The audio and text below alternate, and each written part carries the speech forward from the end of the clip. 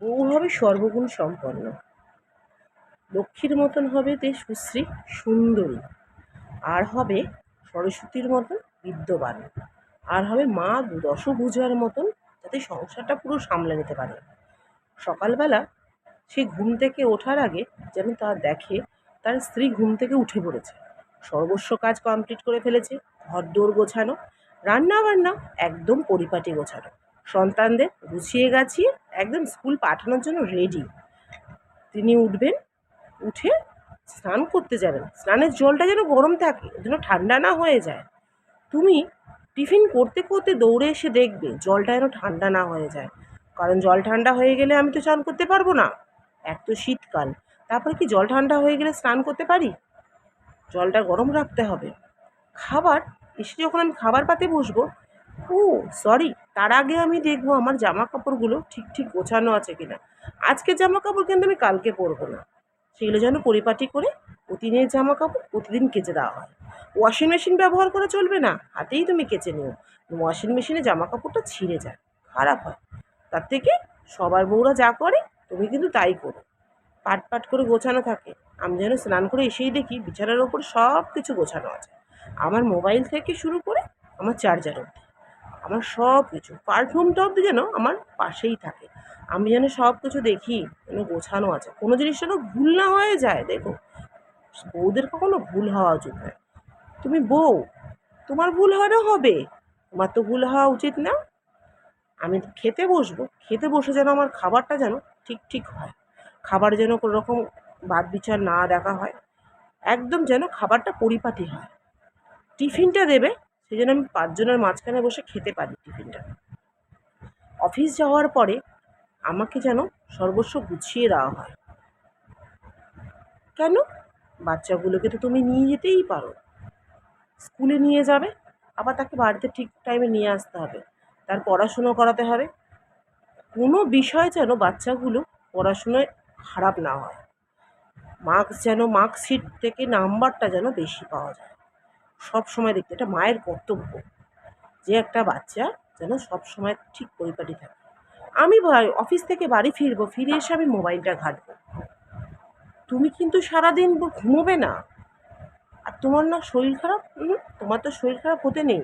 তুমি আজকে গরম জলে চান করেছো, গরম জলে চান করো না, গরম জলে চান করলে শরীরটা খারাপ হয়ে যাবে।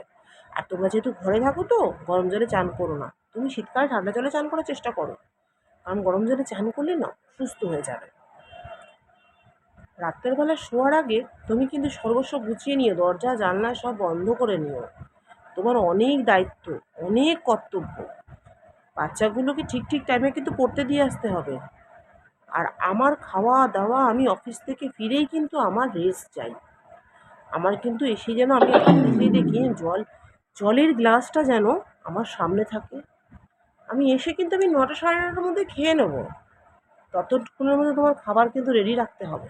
বাচ্চাগুলোকে খাইয়ে দিয়েছো তো, তারা ঠিক মতন পড়াশুনো করছে তো, তাদের পড়াশুনোর প্রতি খেয়াল করেছো? তুমি রাতের টিফিনটা কেন ঠিক মতন করে করোনি? তোমার একটা বইয়ের দায়িত্ব কত জানো? সবার বউরা সব কিছু করে, তোমাকেই শুধুমাত্র দেখি যে এইটা এইটা করতে পারছো না, ওটা করতে পারছো না। সারাদিনে 12 ঘন্টা ডিউটি করছো, 24 ঘন্টা হলে মনে হচ্ছে আরও ভালো হয়। কেন? তুমি ওই টাইমটা 1 ঘন্টা যদি দুপুরবেলা কেন ঘুমিয়েছো? ওই 1 ঘন্টায় তুমি তো তোমার অনেক কিছু কাজ করে নিতে পারতে। জামাগুলো ছিল, জামাগুলো তো তুমি আয়রন করে নিতে পারতে, তাই না? তাহলে তুমি ওই জামা কাপড়গুলো কেন আয়রন করোনি? দুপুরবেলা মনে খুবই দরকার ছিল। তুমি সারাদিন বাড়িতে বসে কী করো? কী কাজটা তুমি করো যে তোমাকে দুপুরবেলাটা ঘুমোতে হবে? ওই সময়টা তুমি যদি ওই কাজটা সারতে পারতে, তাহলে তো সন্ধ্যেবেলা তুমি ছেলে মেয়েগুলোকে পড়াতে পারতে। আবার ছেলে মেয়েগুলোকে নিয়ে আসতে হবে, তাদের পিছনে কত কাজ করার দরকার। সেগুলো তুমি যদি না করো তাহলে কে করবে? দায়িত্ব তো তোমার, তুমি মা, মায়ের দায়িত্ব সব থেকে বড়। তুমি আমার বউ, তোমার দায়িত্ব সব থেকে বড়। তারপরে সারাদিন তুমি কি কাজ করো? নিজে একটু পরিপাটি থাকতে পারো না? চুলগুলো এলোমেলো রয়েছে, চুলগুলো এলোমেলো গোছানো, একটু মাথায় ক্লিপ লাগাতে পারো না, একটু মুখটা পরিষ্কার করতে পারো না? এ কি? তুমি সে বাড়ির ঝিয়ের মতন অবস্থা। আমি অফিস থেকে যদি আমার বসকে নিয়ে আসি কখনো, বস এসে কী দেখবে যে আমি কাকে বিয়ে করেছি? তো নিজেকে সবসময় পরিপাটি রাখার চেষ্টা করো। আর সবসময় অসুস্থ অসুস্থ কেন করো গো? 12 মাসে তো তুমি 13 মাস ভোগো, তাতে তুমি যদি একদিন ভোগো সেটা কিন্তু তোমার চলবে না, সেটা 12 মাসের জায়গায় 13 মাসই হবে। তোমার পেটে ব্যথা হতে পারবে না, তোমার জ্বর হতে পারবে না, কিন্তু তারা অসুস্থ হয়ে পড়তে পারবে, তাদের শরীর খারাপ হতে পারবে, তাদের সর্দি কাশি হতে পারবে, কিন্তু তোমার যেন কিছু না হয়। তোমাকে 12 ঘন্টার জায়গায় তুমি 24 ঘন্টা খাটতে হবে তোমাকে, কারণ তুমি না ঘরের বউ, তোমাকে অনেক কাজ করতে হবে। শুধু বসে থাকলে হবে না, সারাদিন বসে বসে শুধু খেলে হবে, স্বামীর পয়সা ধ্বংস করলে হবে? অনেক কাজ তোমার, অনেক চিন্তা ভাবনা। ছেলে মেয়ে পরীক্ষায় ফেল করলে পরে দোষটা কিন্তু তোমার। সারাদিন তুমি মোবাইল দেখবে, মেকআপ করবে, তাহলে পর ছেলে মেয়ে পাস করবে কি করে? কোথায়? একটু তো ছোটো ছেলে মেয়েকে সময় দিতে পারো সারাদিনে। আমি তো জানো সারাদিনে অফিসে কত কাজ করি, বাড়ি ফিরেও আমার কত কাজ থাকে। হ্যাঁ, আমি পরশুদিন দেখলাম তুমি ঘরে বসে আছো, তুমি তো একটু পড়াশোনার প্রতি ধ্যান দিতে পারো ছেলে মেয়েগুলোকে, তা না। আমি ধ্যান দিতে গেলেই তখন তুমি ধ্যান দিতে চাও না কেন? পড়াশোনা তো তোমার একই মাত্র তোমার দায়িত্ব। একটা মায়ের কত দায়িত্ব জানো? আর যেটুকুন ওরা পড়াশোনা করে পরীক্ষায় পাশ করেছে যেটুকু সেটুকু তো আমার জন্য, কারণ আমি এডুকেটেড, তার জন্য ওরা পরীক্ষায় পাশ করেছে।